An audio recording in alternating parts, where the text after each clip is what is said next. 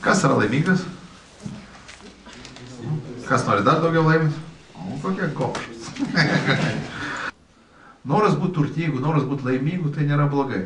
Bet tai tampa blogai, kai tu tampi priklausomas nuo to. Jeigu, pavyzdžiui, tavo laimė priklauso nuo to, ar tu šiandien gavai $1000 ar 100 000, va čia jau atsiranda problema. Jeigu tu negali būti laimingas, kol nenusiperki tos savo automobilių, va čia yra problema. Laimiai nereikia jokių priežasčių. Kitai žodžiais, jie tiki ir kultivuoja besąlygišką laimę. Ką tai reiškia? Aš laimingas nepriklauso nuo to, kiek aš turiu pinigų. Taigi, dieviškai, kad pinigų nereikia turėti. Bet tai reiškia, kad pinigai atskirai, laimė atskirai. Vaikas laimingas kada? Be jokios priežasties, tiesiog tai yra norma. Ir jeigu vaikas nelaimingas, tam yra priežastis, jam reiškia kažkur skauda.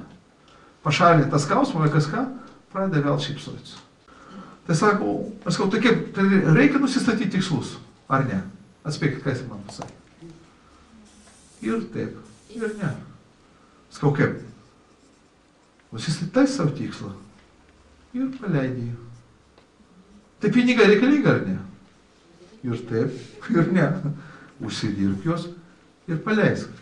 Nes tu niekuomet neturėsi finansinės laisvės, jeigu tu būsi prisirišęs prie pinigų. Nes tikra finansinė laisvė, tai yra kas? Laisvė nuo pinigų. Pirmas ritualas, kurį siūlau padaryti, net nemastant kodėl. Ot mąstymo mėšlo malimo tą mašinėlį išjungti ir padaryti.